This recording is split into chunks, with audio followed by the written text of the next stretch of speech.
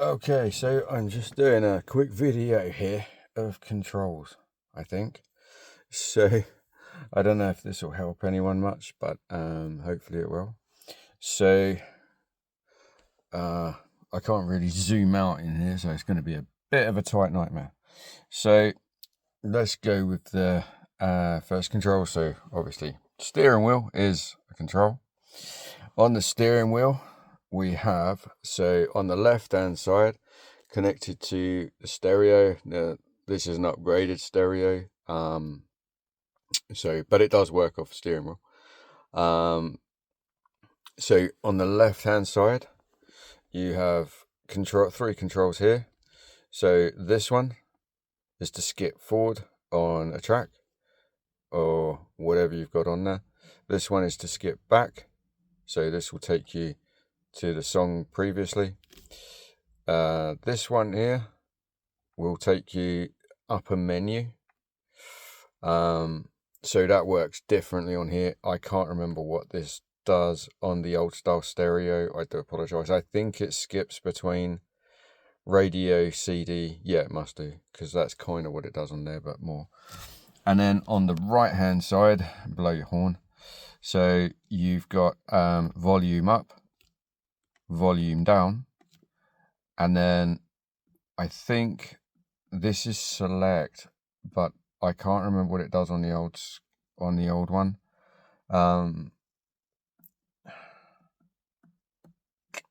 I would put it on my stereo, but then it's going to play music, and then if I play music, I'm going to get a copyright strike, which is really daft. I don't understand it.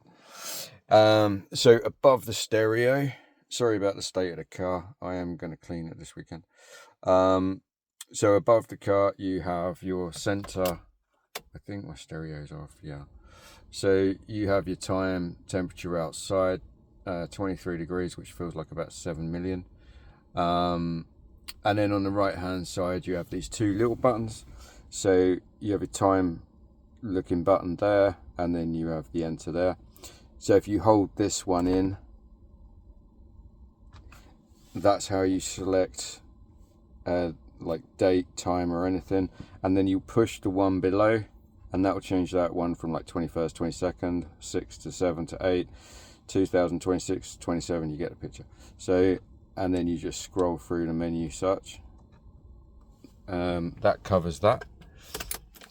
To the right hand side we have controls here. Sorry, it's the sunlight. So you have dim lights in the middle, or your side lights. You have dipped main light to the right, so that's a case of turning. For the interior light, which is up there, daftly enough, the selector for that is actually here, and you just push it in and it comes on, push it off again and it goes off. I actually didn't know that because I've never had a Vauxhall before this one, so I didn't even know there was a control for it. I was really confused. This is your selector 1, 2 and 3 and 0 for the front headlights angle.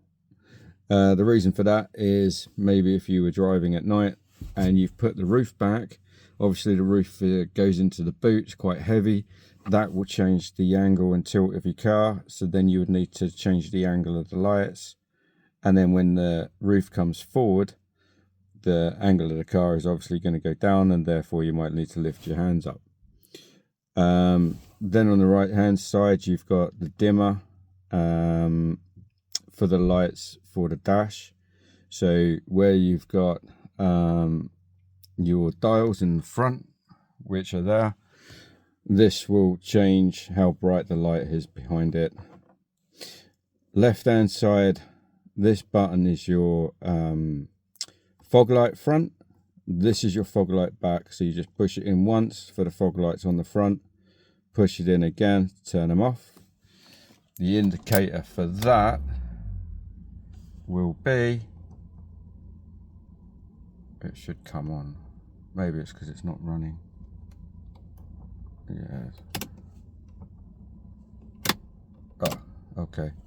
So just over there on the right hand side, if I push it on, you'll hopefully see it come on. I'm not sure, the green light there, that's for the front. And then oddly enough, the rear one is somewhere else. Oh, there. Yeah, so that's above the miles per hour. I don't know why they've put the two lights so far away from each other.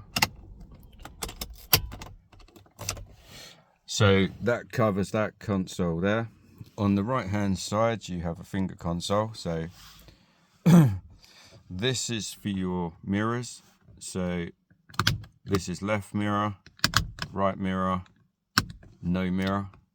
So left mirror, and then this changes the angle of your mirror, which will be up, down, left and right. So, and that does the same for the right mirror, which will move it around on there. This is for your left window. So down for down, up for, and then you just hook your finger underneath here and then pull it up. For up, same as this one, which is your right window. This one here is for the boot, so you can just pull this up once, let go, and the boot will raise. You can't put it back down though with this one. There's no down, which is a bit daft. I think it's I don't know, you don't trap anyone in the boot as a safety feature. This is your roof one. So up in this corner you have a handle, and then in this roof corner, sorry, obviously the opposite side of this one, there's another roof handle. So you just pull this one down to open this side, and then the one on the right hand side. Your, told you my car was messy. Handbrake must be in the up position, because you have there's a micro switch inside that roof there, where a pin goes into the right hand side of the roof out of this part, and the same on the right hand side. So you have one micro switch right hand side, one micro switch left hand side. You have a micro switch inside the handbrake to ensure the handbrake's up, and then there's also another micro switch in the boot, which I'll show you, where you have the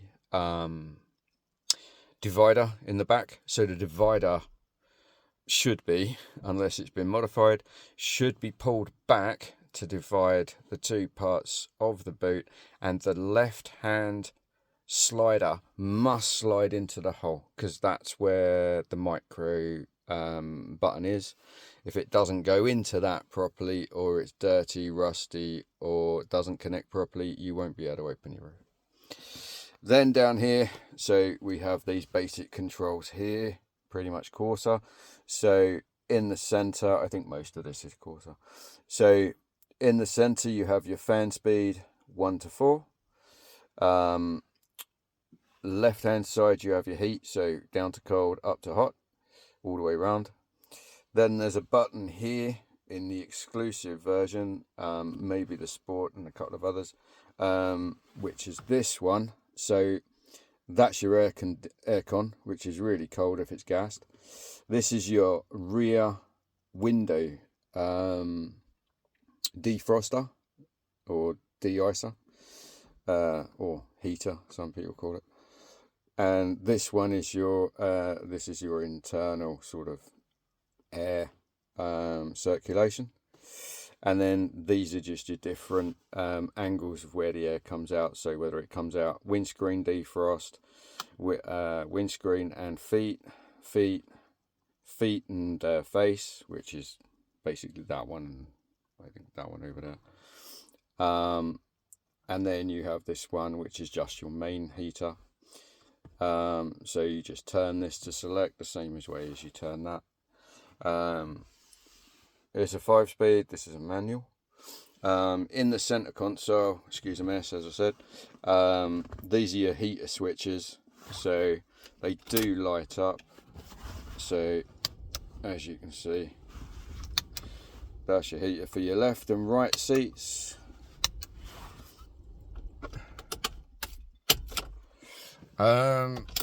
And then we have,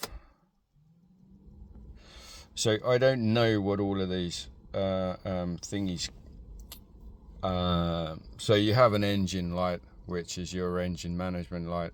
If there's an issue, you have an engine service light, because this needs a service, which is below it.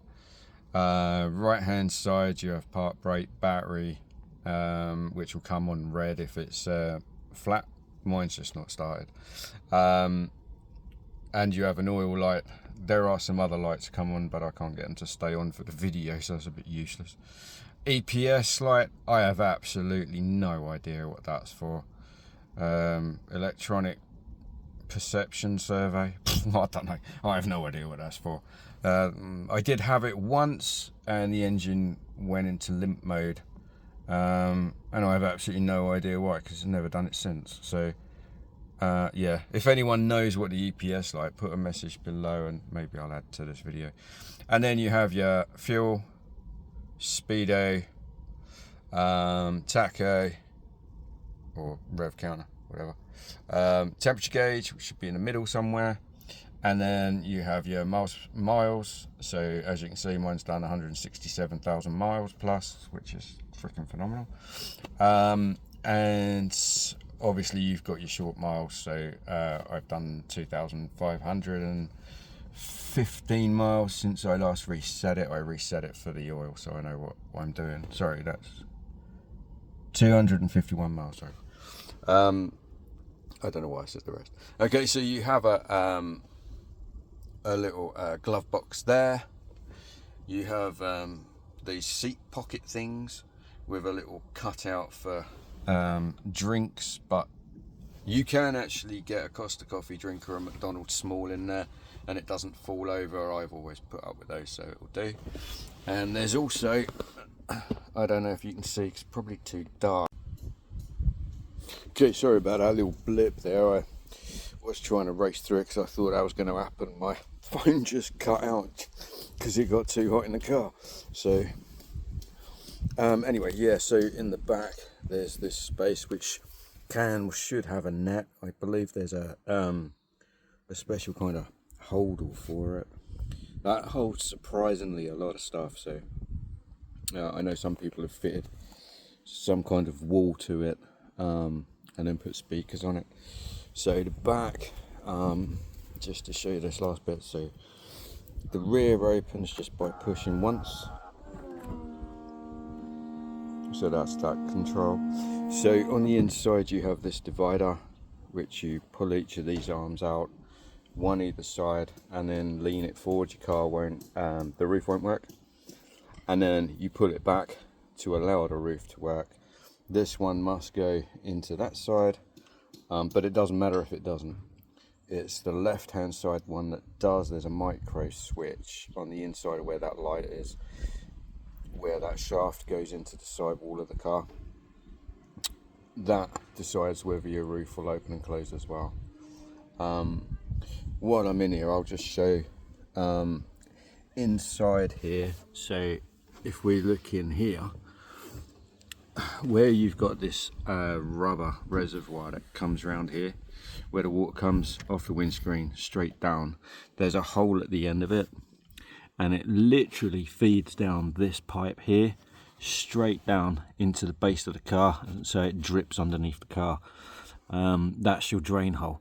If that gets blocked here, which quite often can with leaves and junk, or inside this pipe, it can cause this to fill up with water. It'll overflow and then go straight down into the base of your car, and then you'll have a soaking wet carpet. So obviously there's one both sides. So, and then to close the boot, you literally just hold the button down. If you let go, it will stop, which is a safety feature, so you don't trap anyone's arms in it. And that's it. Hope you enjoyed the video, hope it's helpful. Please like, subscribe, and show some love, and I'll get back to you on the next one. Take care.